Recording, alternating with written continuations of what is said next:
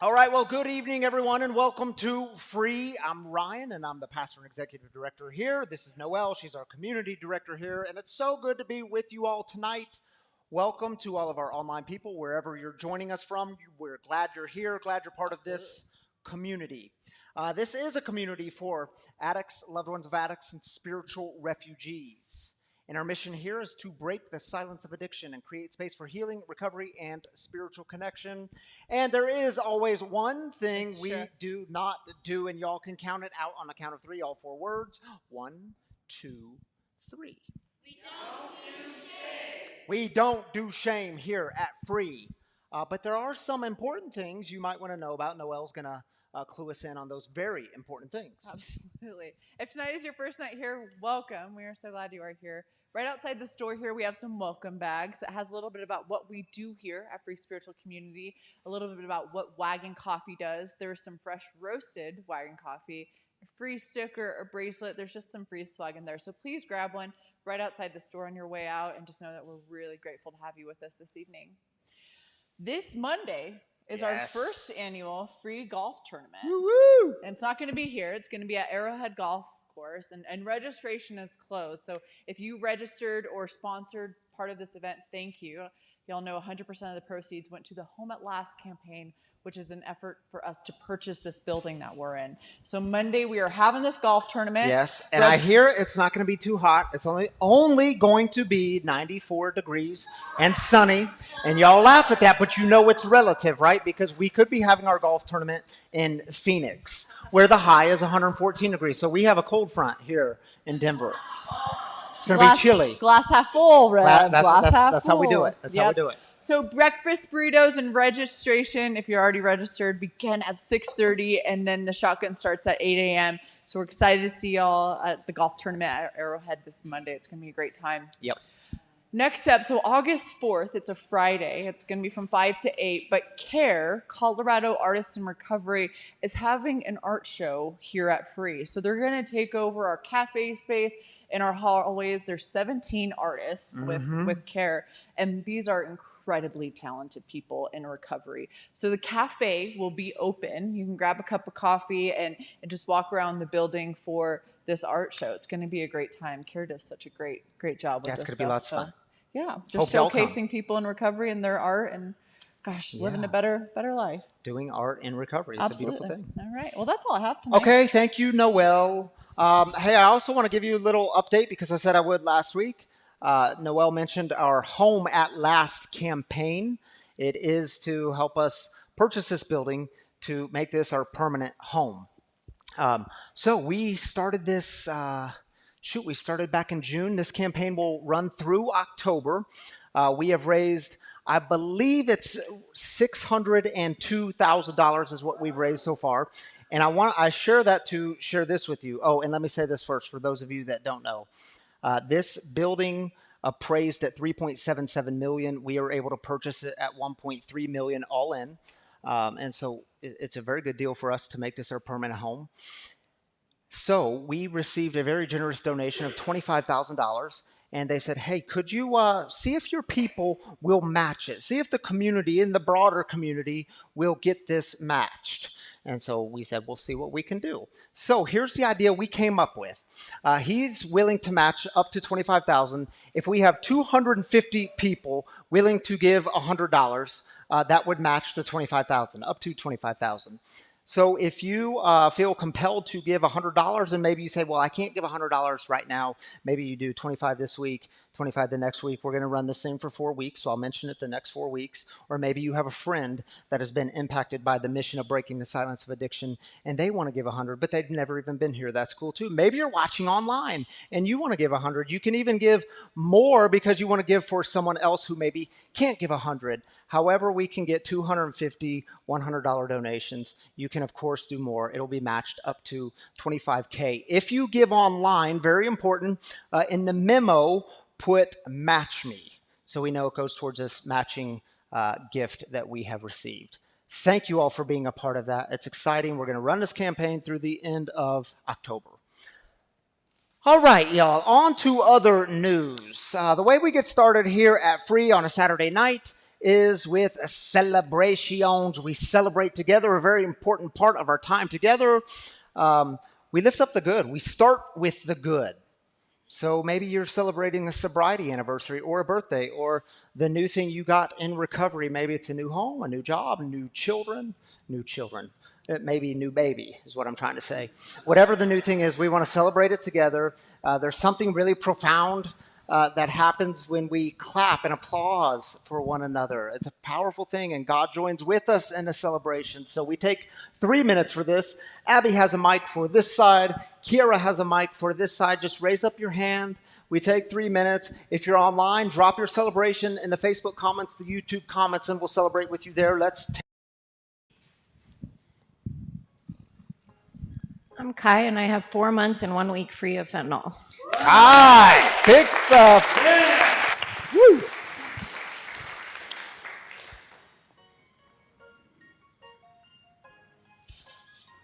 Oh, really? Hands of celebration? Here we go. Don't be bashful around here. Hi, I'm Amber, and today I am 19 days sober, and I finally caved and got a sponsor right away. That's a good caving to do. Way to go, Amber. Glad you're here. Abby, we got someone in the front row here. Hi, my name is Shiloh, and I'm moving up to silver in gymnastics. Way to go, Shiloh. Where is Shiloh? I didn't even see her. She in the back? Love you, baby. I'm Brenda, and I just had a great granddaughter on Sunday. Great granddaughter on Sunday. Way to go. Congratulations. Very happy for you.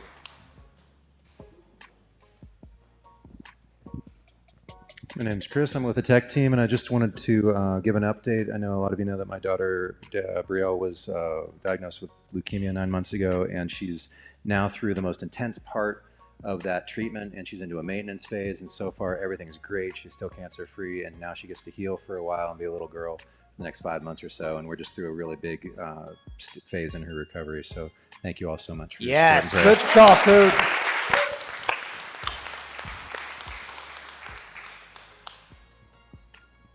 Hi, my name is Abby, and on Tuesday, I passed my first financial regulatory exam. So I've been studying, and I passed it. We knew it would happen.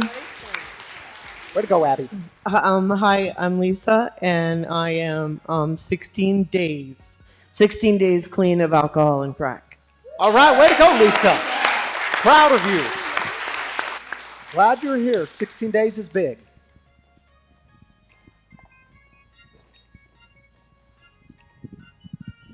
Hi, America. I'm an alcoholic. I would just like to celebrate that I think this month is a year since my husband and I started coming to free, thanks to Kira.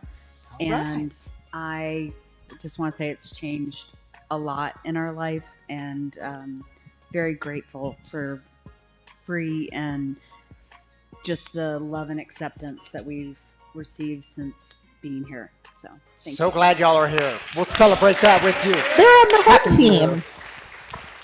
Hi, my name's Amy, and I want to celebrate 20 days of sobriety as well as graduating with my master's degree today. And starting a new job on Monday. Way to go. We had one more. She had her hand up for a while. If we can hit that. She's got a mic for you. Kira's going to hook you up. Here we go. I'm Dory, and I have 103 days clean and sober. Way to go, Dory.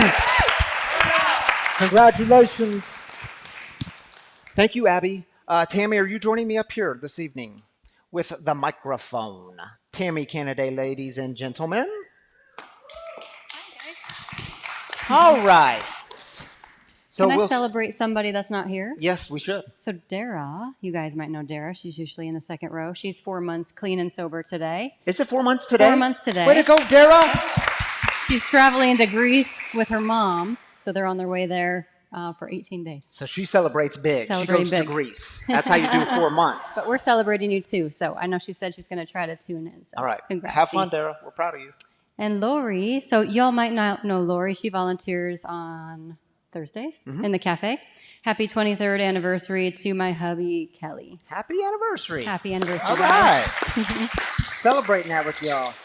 Shamia says, I got moved to the morning shift at my job now. I get to come back to free on Saturday. Yes, awesome. Shamia, we're glad you're here. And James says, 96 days clean today. Thanks, God, and free. All right. Way to go, James. Good stuff, dude. Aaron says, my name is Aaron W., and I just celebrated 13 years sober. Yeah. Way to go, Aaron. Good job, Aaron. Nice. That's a long time, dude. Hey, Steph. She says, hi, free. I'm celebrating my boys. Drove across the country to come visit me this week. So proud of them as they grow into healthy young men who don't drink. Way to go, Stephanie. We're celebrating that with you. Jen says, and are they still on the road? Maybe we'll find out. They're in Breckenridge. Are they in Breckenridge? Now? Yeah. All right. They're in Breckenridge, and they said, lots to celebrate. Christy and I are in town. Well, kind of, question mark. Oh, we are in Vail for the week. We took 3 weeks off and drove from Durham, taking our time and enjoying the time together. The weather is fabulous. Love it, hey, Jen. Hope y'all are having fun. We're Christy. Celebrating with you. Enjoy Colorado. All right, thank you, Tammy Canada. All right, y'all, we're in this series called Breaking the Silence. We had week 1, week 2, and that means this is week 3.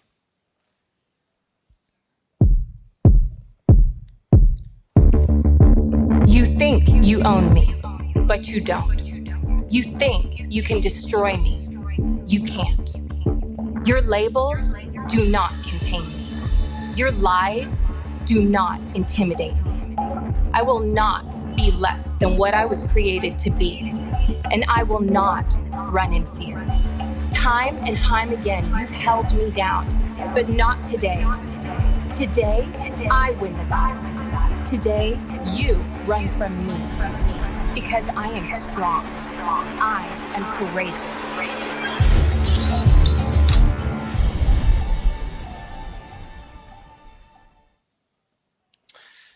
You know, our addiction embraces us every time we choose self-will and self-centeredness. It just gives us a great big bear hug. And addiction taught us how to hide and how to try really hard to keep it all together. And addiction, is it true? It sold us the greatest lie, and so many of us bought into it, and that is, you got this. You can do it on your own. You don't need other people. And in my experience, when we live this way, we miss the most important moments in life. When we live this way, we get stuck in the hiding and the isolation and the separation, and all of a sudden we find ourselves to be very lonely. And what I can tell y'all is that's not free. And what I know is, and some of y'all know this, you can get drugs and alcohol out of your life, and yet you can still live in bondage. So tonight I want to ask you a very simple question, and that is, what does it look like for you to be truly free? And what I want to do with you this evening is introduce to you 3 very simple ideas that might keep setting you free, and they're simple but not always easy. And number 1 is this: stop trying to force your way through life to get what you want. And number 2, let others see your brokenness. And number 3, very important, always smell like expensive perfume. And you'll get it as we go on. But let's start with number 1. Stop trying to force your way through life to get what you want. Because see, here's what I think happens sometimes. All the angels, they gather together up in the heavens, and they have a big group meeting, and they're talking about me. And the conversation goes something like, let's see if Ryan is spiritually fit today. And how are we going to do this? The discussion continues. How are we going to do this? What shall we do? And then that little pesky angel in the back raises his hand, and he says, I got an idea. Let's send Ryan to Denver International Airport. See how spiritually fit he is. So here's how it went down, y'all. Last Friday, our girls, Selah and Shiloh, Selah's 12, almost 13. She'll be 13 in a few days. Shiloh is 10 years old. They were flying from Denver to St. Louis to go visit some family. And I was talking to my dad the day before they flew out, and he was letting me know that they are not unaccompanied minors, which I thought was just sweet. Because, see, so they're just regular plane tickets that he bought, not the unaccompanied minor tickets, because on Southwest, if you're 12 and over, it's not unaccompanied minors. If you're an unaccompanied minor, here's why this matters. Because you have to take them into the airport, wait in line to get a ticket to go through security. Then you actually have to stand in the security line, go through security, then get on the tram, then find your terminal, find your gate. And you can't just leave once you get your children to the gate. You have to stay until they get on the plane and until the plane actually takes off. Then you're free to leave. So he's telling me they're just regular tickets. And I'm saying, this is sweet.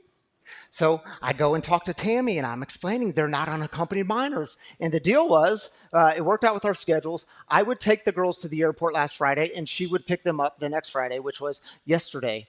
And so I'm explaining to Tammy, I said, this is sweet, because now I don't have to go through the whole process. I can just take them in and get them through the security line. And at DIA, you can watch from up top. So I can make sure they make it all the way through security. And then I've already talked to Selah, and she's good with it. She's going to have her phone. I'm going to have my phone, and she's going to get on a train and then make it to the terminal. And I'll be with her on the phone the whole time. If there's any problems, I can help offer some guidance. And Tammy said, no, that's not how it's going to go. She said, Ryan, they are 12 and 10 years old. You have to make sure they get on the plane. You have to go with them. So I thought I just didn't explain it enough. So I'm re-explaining to Tammy, here, is it this sweet? And here's how it's going to go down.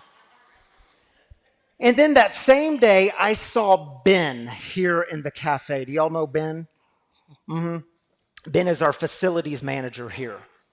Ben is also in recovery and sober, works a good recovery program, helps a lot of people.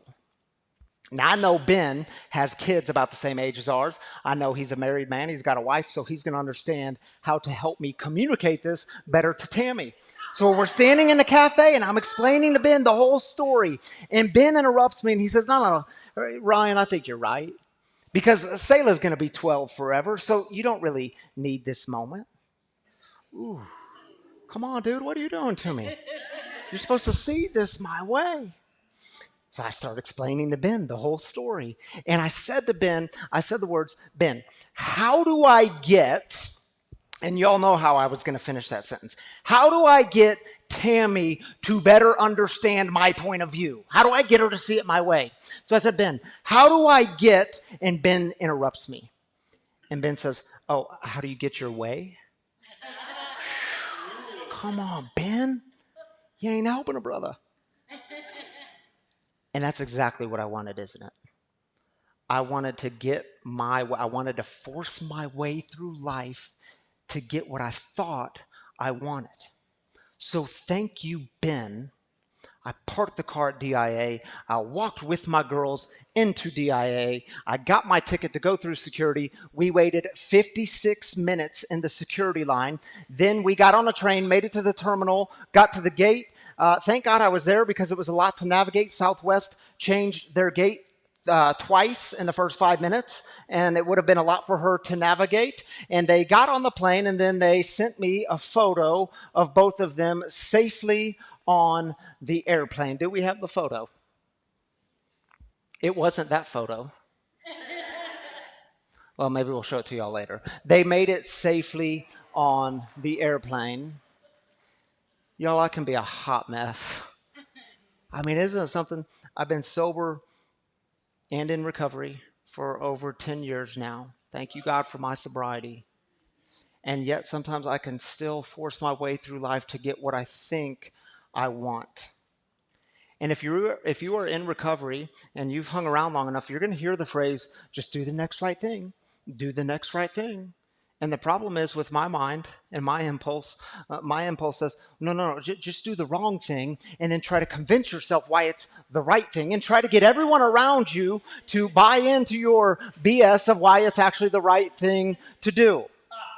Now, there's a beautiful passage in the big book of Alcoholics Anonymous, and it's found on page 60 and 61, and it's describing the requirement for turning our lives and our wills over to the care of God as we understand God. And here's how they say it. See if you resonate with it. The first requirement is that we be convinced that any life run on self-will can hardly be a success. On that basis, we're almost always in collision with something or somebody, even the people we love most, even though our motives are good. Most people try to live by self-propulsion. Each person is like an actor who wants to run the whole show, is forever trying to arrange the lights, the ballet, the scenery, and the rest of the players in his own way. If his arrangements would only stay put, if they could see why I didn't need to go to the airport the whole time, if only people would do as he wished, the show would be great. But what usually happens? The show doesn't come off very well. If you are in recovery, we are learning how to get out of self-will and live into God's will. And people ask all the time, what's God's will? I mean, how do I know what God's will for my life is? Well, I don't know either. I don't know, because see, God is not one that has just like created some path for you. You have some unique path, and it's really tricky to get there. And your work in the world is finding this, going through all these magic tricks to find your path that God created for you. No, I think God is better than that. We are co-creators with God, so we get to co-create something together because God's given us free will, which means we can create something really messy and chaotic, and we can create something really beautiful. And I believe God is always persuading us and inspiring us towards a path that's more beautiful. And see, I think I have learned, like, we're in God's will when we're out of self-will, and I have learned how to get there. And that's the real battle, isn't it? How do you get there? And in my experience, I have gotten there when I stopped trying to force my way through life and when I always think I know what's best. And I get there when I stop trying to control the situation and everyone around me. And I get there when I put other people's needs before my own selfish desires. And it's amazing what happens, isn't it? Because when we live that way, we have these aha moments where we say, oh my goodness, I think right here, right now, in this moment, I'm actually not living in self-will. I'm living in something bigger and greater and better with more purpose. And I think this might be God's will. Because the truth is, if you are trying to control the show and all the characters in the show, you ain't living in God's will. And what usually happens? The show doesn't come off very well, does it? And if you're sitting here saying to yourself, well, no, I'm in this situation, and in this particular situation, I really do know what's best. I really do have the answers here. I'm right on this one. I would ask you, at the expense of who? Yeah, you might be right. You might have answers at the expense of who? What relationships will be left in the wake so you can have your way? At the expense of what? Oh, well, you got to understand, I'm a very busy person, and I don't need to sit with my daughters in an airport doing nothing. At the expense of what? What moments will you miss along the way? Because you ain't 4 years old anymore. Stop trying to force your way through life to get what you want. Preaching to myself tonight. You know, there's a beautiful story in Mark's gospel. Keep in mind, there's 4 gospels in the New Testament. Matthew, Mark, Luke, John. Mark is the shortest one, so if you're looking for a place to start, maybe you want to start with Mark, the easiest one to read, shortest one. And it's a story about Jesus and a woman and his disciples. Like, his disciples were his students, the ones who were closest to him. And you get this beautiful story. I want to read it with you. It comes from the end of Mark's Gospel, chapter 14, verses 3 through 9. But right before this story, this story, it's surrounded by brokenness, death, and dying. Right before this story, the religious and political leaders of the day, they gather together and they have a meeting to plot on how to kill Jesus because Jesus has been too much of a rebel in the empire. He's made life difficult for the political and religious leaders of the day, so they're plotting on how to kill him. And then you get this beautiful story, and then right after this story, we see that they were actually, the religious and political leaders of the day were actually quite successful in putting him to death on a Roman execution stake called a cross. And check out the beauty in the midst of the chaos. While he, Jesus, was in Bethany, reclining at the table in the home of Simon the leper, a woman came with an alabaster jar of very expensive perfume made of pure nard. She broke the jar and poured the perfume on his head. Some of those present were saying indignantly, the disciples saying to one another, "Why this waste of perfume? It could have been sold for more than a year's wages and the money given to the poor." And they rebuked her harshly. "Leave her alone," said Jesus. "Why are you bothering her? She has done a beautiful thing to me.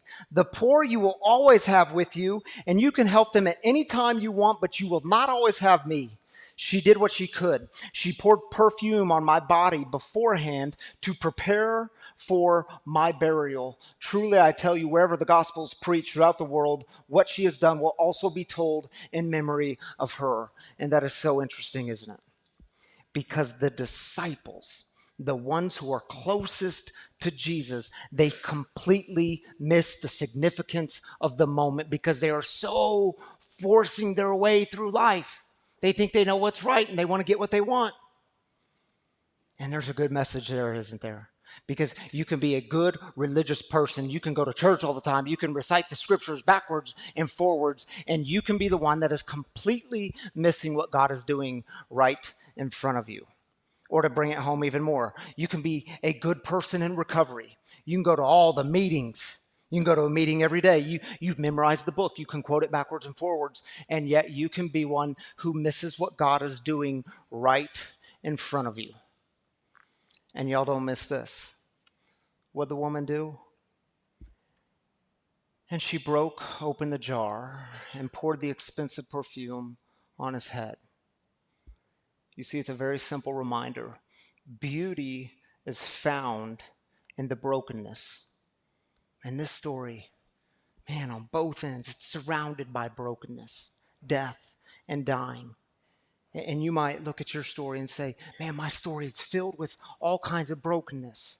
And you might say, man, you don't understand some of the things I did that I'm so embarrassed about, that I'm so ashamed of.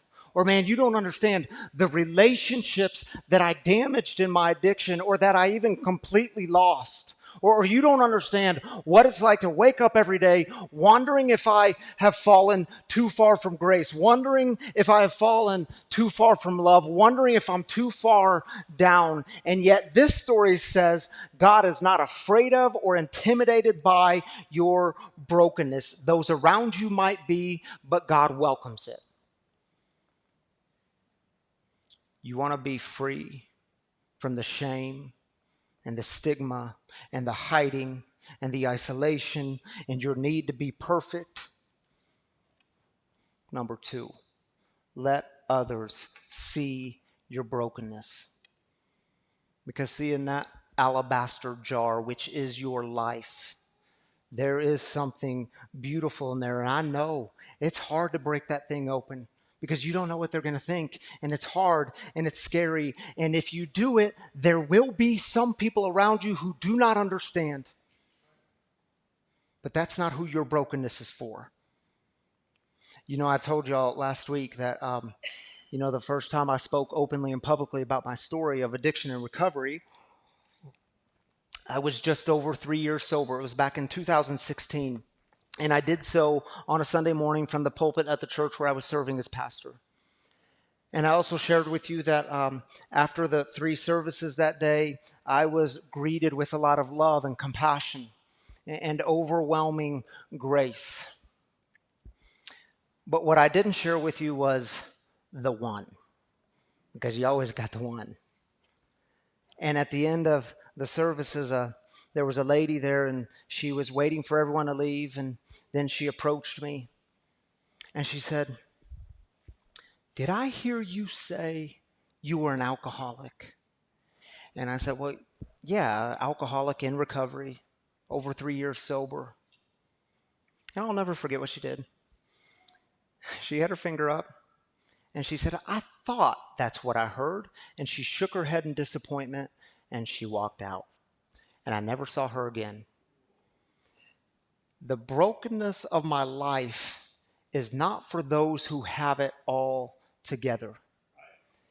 The brokenness is for those who know what it's like to run from God. It's for those who know what it's like to choke on their own tears of pain and grief. It's for those who know what it's like to fight a battle on their own and lose every single time, again and again and again. They're the ones who need your brokenness. You see, because when they see your brokenness, when they see your flaws, your shortcomings, your struggles, it has an amazing way of freeing them, giving them the permission to enter into their own brokenness, to own their own stuff, their own story. And listen, y'all, I promise you, and I don't make many promises up here, but I promise you, you have stuff that they need tucked away in your story. But the thing is, you got to break that jar wide open. And you do know it's why we have every single Saturday for now 5 years. We started back in our backyard in 2018. It's why we have a guest storyteller every single Saturday night to come and share some of their story up here in the living room with all of us. Because there's something so profound about the storytelling. And I love it when I get to meet with these storytellers. And by the way, do the math. I've had the great privilege, one of the best honors in my job is getting to interview these storytellers. And I've sat with over 250 people, like a pretty cool thing I get to do. And I love it when they say to me, they'll say, man, I don't know, maybe someone else should do this because you got to understand, I don't have much of a story. And I used to believe that. I used to say, well, tell me the story. We'll figure it out if you have a story. And I was like, no, that's BS. You are in recovery. You have battled through addiction. God is doing something in you that you couldn't do for yourself. You have a story. And I say, I don't know if I have much of a story. And it happened again this week. I'm sitting down with Buddy, who you're going to meet in just a moment. He's sharing tonight for the first time ever his story publicly. So we're going to show him all kinds of love and grace. Isn't it true? And we're sitting in my office just this week, and he would say these things, and I'm like, whoa, say that again. Because, dude, that's a very significant part of your story. And I asked him at one moment, I said, are you willing to share that? And at one point, he started rubbing his hands together, and he said, yeah, I think I could share this. I think I should. My wife, Courtney, told me that I shouldn't keep any secrets. And y'all, I hope you know me well enough. We don't share our lives. I don't share with you pieces of my life. I don't ask guest storytellers to sit up here and share the darkness of their lives for shock factor. Shock factor has most of the time zero value. But we do it to remind each other you are not alone. You are not alone. We've been there. We've gone through it. You're not alone. You don't have to be alone in this. Which leads me to the third one, and I'll close with the third one. Always smell like expensive perfume. Notice this woman. She comes to serve Jesus, do this really profound act. And notice what Jesus doesn't do. He doesn't have that kind of false humility. He doesn't say, no, you can't serve me. I've come to serve, not be served. I'm the only one who can help here. You can't help me. No, he embraces it. He welcomes it. Some of you struggle with being served. You struggle to receive help. Some of you are very good at serving others. Good. Keep doing it. It's a sweet spot in life. Keep serving others. But when people come to help you, when people come to serve you, just stop for a moment. Recognize the gift. See the beauty. Say something as simple and profound as, thank you. Thank you. Allow yourself to smell like that expensive perfume. And one more point, because we have to know that pouring perfume on a body in the first century, this was a Jewish ritual, a custom to prepare a body for burial. Do you catch what Jesus is doing here? I mean, it's a bit of foreshadowing in the story. Jesus was embracing the preparation of his own death. And I would ask you, are we embracing the preparation of our own deaths, plural? Because see, what things in you need to die so that you can be truly free? Self-will, running the show, trying to get what you want. Man, let that thing die. The shame of you living in your past, does that need to die? The fear of your own brokenness because they won't understand, does that too need to die? And the silence of your addiction and recovery, does that need to die? You see, my brothers and sisters, stop trying to force your way through life to try to get what you think you want. Allow that thing to keep dying, because it'll come up again as it does, and you get to allow it to die again. Let others see your brokenness, because it might be the greatest act of service you can offer to the world. And always smell like expensive perfume. Allow yourself to be served by others and begin preparing for all the things in you that need to die so that you can be truly free. So as you reflect on your life and those three things, I want you to hear this song by the great artist Dax. He wrote a beautiful song called Dear Alcohol. Here it is.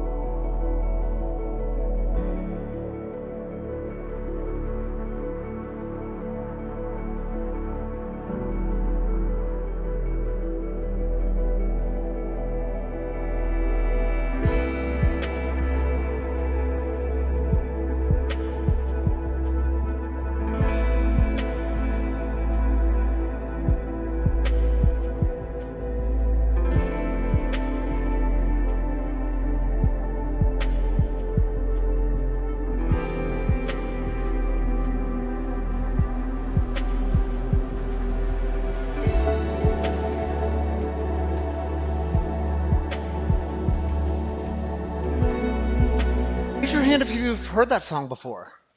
Oh, a few of you. All right, last service, not one hand went in the air. And I thought, you don't listen to good music. That's your problem.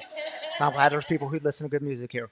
All right, y'all, if you're new with us this evening, you should know that every single Saturday night we have a guest storyteller, as I just mentioned, to sit in the living room and share some of their story with us. And Buddy and Courtney and little Kennedy, who's joining us this time. We missed you last service, but we're going to give you grace. Y'all are with us tonight, and Buddy's going to come share some of his story. I said a little bit about how this goes down, but just help me welcome my friend Buddy to the living room.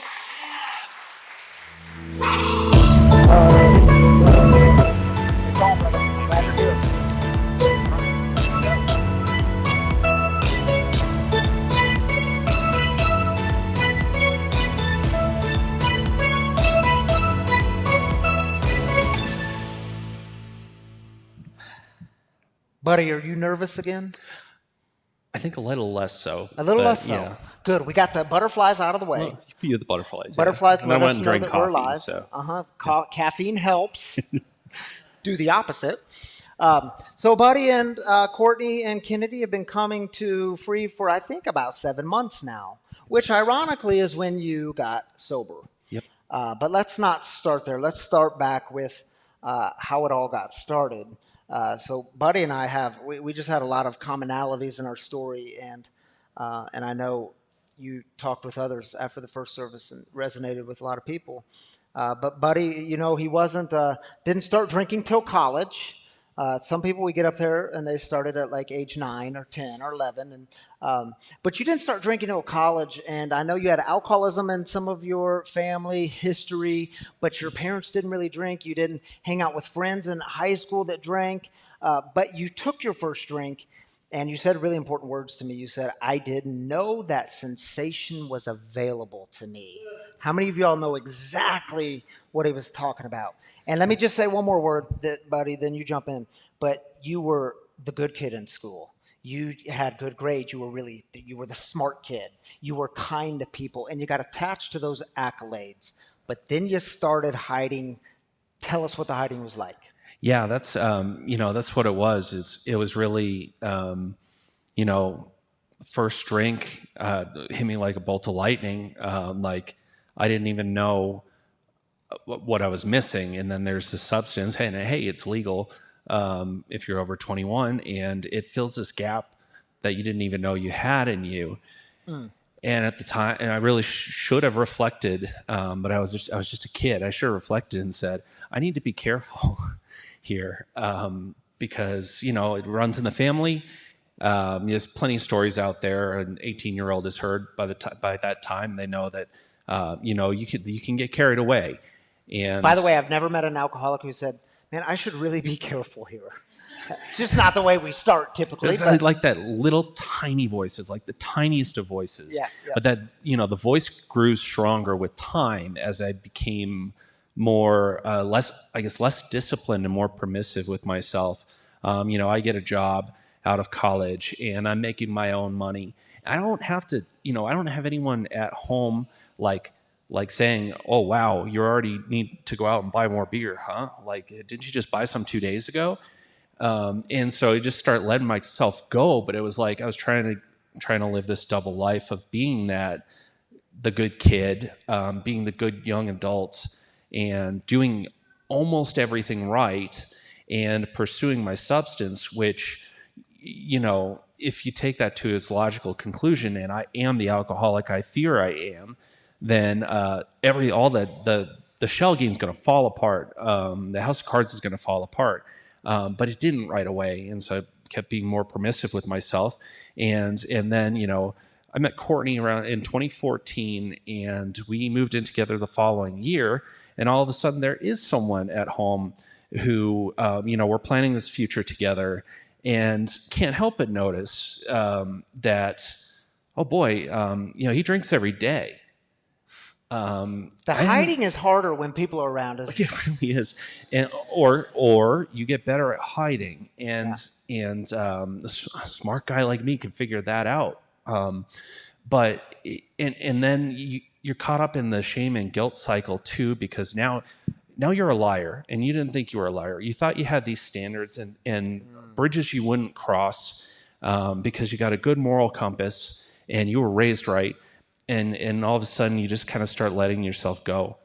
And for as long as you can, you allow that door to your substance to stay open without closing it, because closing is not really part of your secret plan for yourself. You still always have this hope that like you're just going to wake up in the morning and you'll have outgrown it, right? Like, yeah, you got more mature. Yeah, I got more mature, and all of a sudden I don't really like it anymore. It just seems so silly to me now. It sounds insane. So you had Courtney as your wife. Kennedy was born in 2020, right? Which blew my mind too. But I was sharing with you, man, when I had our first daughter, Selah, I thought that would be the thing to get me sober, and it didn't work with you either. And Courtney said to you at one point, "Hey, I don't want you. You drink a lot, and I don't want you to screw up anything big. You haven't screwed up anything big yet, but I don't want you to." And dude, what was that like? And it's a very logical thing for one partner to say to the other, and she handled it with so much grace. It must have been such a hard conversation. So it's really around the time that you just started making promises that I could outwardly keep, but like you can't fake it forever, and you can't lie forever. And it became really clear that these were just outward promises to kick the can down the road. Yeah. And I mean, a logical conclusion is that something serious did happen. Yeah, and something serious did happen. It was November 16th of 2021, which wasn't terribly long ago. But walk us through what happened that night. Yeah. So a couple of weeks before this, I had actually had a seizure, an alcohol withdrawal seizure, which I didn't know was a thing. And it was one of those moments where, the House of Cards has fallen down at least partially, because everyone knows it takes a lot of drinking for your body to have a seizure when you stop for one day like I did. It's like the proof is in the pudding. And so all of a sudden it's really like out there with her family, my family, and it just initiated a spiral that accelerated something that was probably coming anyways. And all of a sudden we were talking about me going away to inpatient treatment. Courtney has a couple of uncles who went to Harmony, so that was the name being floated out there. And I'm looking at this as like, the House of Cards has really fallen now, because we're talking about inpatient treatment, and I can never drink again. And so I reacted by over consuming, and for several days in a row. And the last of those days, I wanted to make good on something and kind of prove that I could be a good family guy, and like, I can get this right. I don't have to screw everything up. And I wanted to help out. I picked Kennedy up from school. I was trying to take her home. I had been drinking all day at work, and I was so gone. I couldn't find my way home to my house. I got lost in my own neighborhood. With Kennedy in the car. With Kennedy in the car. Not buckled in. She was unbuckled at the time that I came to, so I must not have gotten her buckled in the car correctly. And I pulled over to the side of the road, lost and helpless and unable to make the call to Courtney to say, "God, I really screwed up. Come help me." I ended up just passing out in the driver's seat of the car. The car skipped forward. I think it was in gear, and hit another car. And I woke up to family all around me, and I was still drunk. And all of a sudden I've done, talk about things that you can never see yourself doing, bridges you told yourself you would never cross. And at all, I can even come up with that scenario in my most pessimistic times that I could do something like that. And you had to go to the hospital, right? Went to the hospital. And you were greeted by CPS. Yep. And the Child Protective Services got involved because I told them the nature of my accident. And I went straight into detox. I did about 25 days at Harmony Foundation up in Estes, Colorado. It's the longest, 25 days of sobriety I'd not had since that first drink I took. And so people could hear this story, and we could make a logical conclusion, and alcoholism, drug addiction is not logical, but a logical conclusion would be boy, this would be the thing to get Buddy sober for the final time, but it wasn't, was it? Yeah, it should have been enough, but it wasn't playing by the rules of logic, and I couldn't. I spent most of 2022 relapsing, getting sober again. Which, by the way, is all really terrible thing to do when you're prone to seizures. Is basically just keep going in relapsing and then going back into sobriety. It's my greatest shame. I'm not afraid to admit that was not enough. Yeah. It's great. I mean, it's insane. And it keeps you from being present and being able to show up to the most important moments, like being a husband, a father, and Because today you get to. Today I get to, and it's because the shift was required was for me to turn away from alcohol as a center of gravity, which for as long as that door was cracked open, it always was going to be. It's just the way I am. And to turn my back on it 100% completely. And I can find these new centers of gravity, like my immediate family, like my extended families, like my community. And it is available to me now, including this whole wide range of emotions that I basically went 15 years without feeling ups or downs, like real human emotion. I was drowning that out for a decade and a half. And so what happened 7 months ago to make this, something shifted, right? I mean. Two things happened. I got extended one last grace that I didn't deserve from Courtney and from our families. And two, I took them up on their offer of grace, and I made my decision to give it an honest shot, which I had not done for all my history with rehabilitation. I had not given it an honest shot yet. Thank God you did. Thank God you still are. Tell us, how are you smelling like expensive perfume today? How are you welcoming in, embracing the good, preparing for the deaths? I love this. This is the scripture nerd in me. But I grew up Catholic, and I took theology all through high school. And this one, the story that you told will really throw a 15-year-old for a loop, because we're told that Jesus arrived on this planet to serve us, to wash our feet, and now he's saying it's okay. It's okay to accept someone pampering you. Yeah. And we get so caught up in self-deprivation, which I don't think is really authentic most of the time. Yeah, it's false humility and it's false deprivation. And you have this shame and guilt around someone having treated you like a king for like one day in your life. And no, it's okay. Like, you do deserve to be happy sometimes. You can have my past, and it is still true that I deserve to be happy. Yeah. If I'm putting good out into the world, that's where my motivation to continue to do so comes from. Yeah. And I love how you told me you didn't think joy was for you. You didn't think you were capable of experiencing joy. And now today you get to have joy in your life. And that's it. And it's all part of what's come back to me in sobriety steadily, one step at a time. But I have my brain back. I have an emotional range back. I'm engaged and I get to show up. Yeah. So, Buddy, in closing, for someone who might be sitting with us tonight or joining us online, and they're saying to themselves, man, I'm still leaving that door cracked open, because it's hard to say goodbye to alcohol for good or drugs forever. To the one keeping the door cracked, what encouragement would you offer? So I can't know what it is that's stopping you from closing the door, right? There's too many people out there.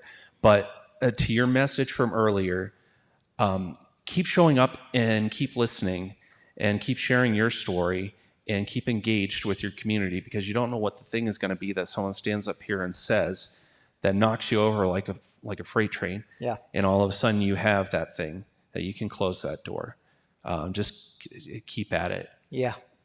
And I'll be honest with you, I stole Buddy's line a little bit in my sermon, because when I asked Buddy in my office last week, I said, Buddy, I'm so grateful you said yes to this, but why did you say yes?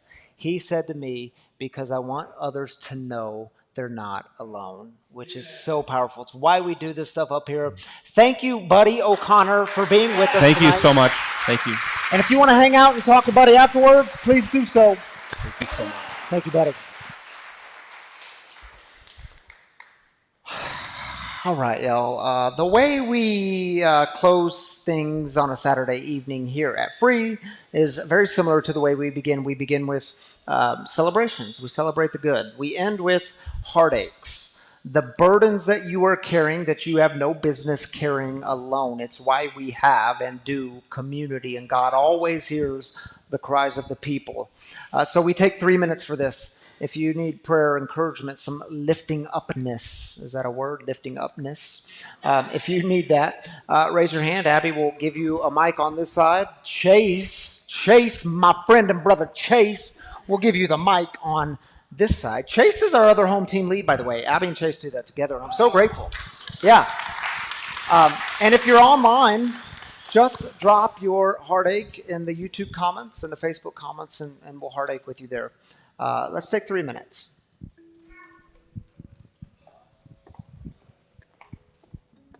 Hello, I'm Norma Jean.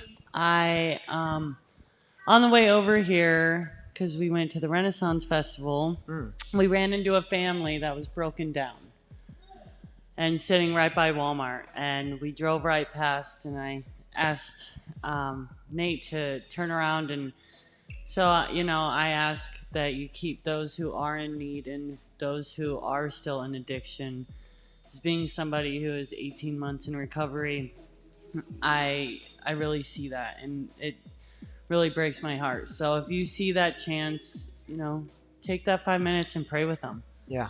Ask them about their situation. That's how we get through this. We don't get through it alone. That's a good word. Thank you for that. Lifting them up tonight. Thank you, Norma Jean.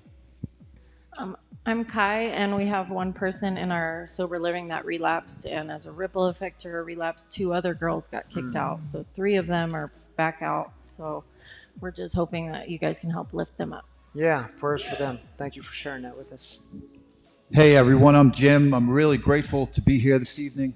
I have a friend who fell while rock climbing, and she's like really good at it, but just that one slip. She was helping a child, and I don't do it, but she misroped something or whatever you call it, and she was on the ground. She said she fell into a Whitney-shaped hole that was left there by God.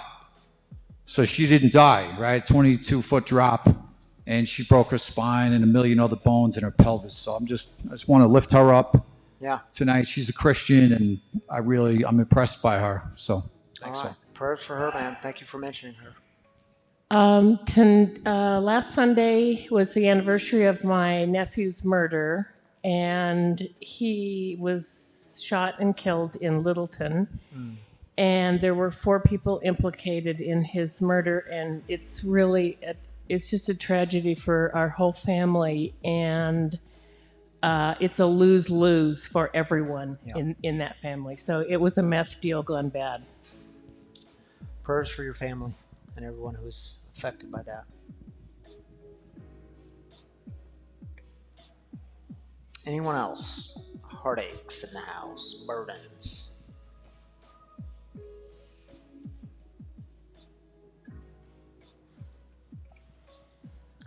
We could meditate for the last 20 seconds. All right, thank you, Chase. And Chase, you ought to join me up here, man. Why don't you join me up here, dude? Yeah, really, man. You're in your... I just need people to see these shoes you're wearing. Oh. Because I just love them so much. This dude's always got the best hooves. Hooves. Who calls them? I'm from Missouri, right? We call them dogs in our house. The dogs. The dogs. All right. Well, Chase, so we're going to heartache with our online people. So you take the first one, and I'll take the second one. You got the wrong side. All there right. you go. Mm-hmm. Christy, prayers for our friend Karen as she starts her chemo treatments. May God's healing hands be with her. All right, Christy. Prayers. Lifting her up. Brian says, they stopped my dad's chemo/radiation because he was bleeding internally. He lost a lot of blood and has been in the hospital since Thursday morning, receiving blood and platelet transfusion. please pray for God's will. Brian, lifting up your dad tonight, lifting up you tonight, and I'm glad you're with us. Angela, I just pray for my daughter's continued sobriety. She's struggling, but hopefully makes the right choices every time for her unborn son. I'm grateful for all of you and all your prayers for them. Yes, lifting them up, Angela. Glad you're with us tonight. Stephanie says, I'm just praying for all of us and everything. Thank you, Stephanie. This community receives your prayers. Thank you. Jen, I'm asking for prayers to help me release what I cannot control. Our animal rescue may never know what truly happened to one of our dogs, Hammy. He was a doll baby and deserves better. All right, prayers. Jen. Lifting you up in that heartache, yeah. Glad y'all are with us tonight in our community. Chase, thank you for being up here with me tonight and passing around the mic and doing everything you do for home team. Thank you. All right. Hey, I do want to mention to y'all, I mention it every week, but I almost forgot it. Hey, the way we keep this mission going in the world, one of the ways is through your generous giving. So there is a giving box here just beside this door. It says giving on it, and there's a giving box out there. And if you call this place home, if this is your people, your place, your community, we encourage the spiritual practice of giving. It helps keep the mission thriving, and we exist because of your giving. We are funded by you, the people. So thank you for those of you who participate in that, make that a part of your lives, and who make that a part of your spiritual practice in your lives. And I realize there's a sacrificial component for that, and I always just want to be sure we say thank you to those of you who have given. And so those boxes are there. There's also 3 ways to give online. If you're not the carry cash type people like me, you can download the app. It's free, spiritual community. It's free to download. It's got all the messages on there, the guest storytellers, all the content, meeting schedules. You can give there online one time, weekly, monthly, however you want to do it. And the same thing on the website. Just click on the give button and you can give there weekly, monthly, one time, however you want to do it. Or text the number on your screen. It walks you through a very simple set of instructions. Your generous giving helps grow the mission here at Free, which is breaking the silence of addiction. Oh, and let me say this. If you want to give to the matching gift of $25,000, we're looking for 250 people to give $100. If you want to give to that and you're doing it online, be sure in the memo you put match me, and we will be sure that gets matched up to $25,000. Thank you all for being a part of that. Shall we? Buddy and Courtney and Kennedy, do you want to come up here and help close us in prayer? It'll be on your screen so you don't have to do any impromptu-ness. You don't even need a mic. Sorry to put you on the spot like that, but sometimes we need to see that in recovery, families actually do get to come back together. And Kennedy, we're so glad you're here. Yeah, these lights are bright, aren't they? Bright lights and a lot of people. All right, y'all, we're going to open our hands if you want. It's just a sign of openness, of spirit moving in our midst. We're open to the new things that God offers to us. And if you don't know the 3rd step prayer, it'll be on your screen. And it goes like this. God, I offer myself to thee, to build with me and to do with me as thou wilt. Relieve me the bondage of self, that I may better do thy will. Take away my difficulties, that victory over them may bear witness to those I would help of thy power, thy love, and thy way of life. May I do thy will always. Amen. My free brothers and sisters, may you experience all kinds of grace and peace this week, and we'll see you next time. Thank you all.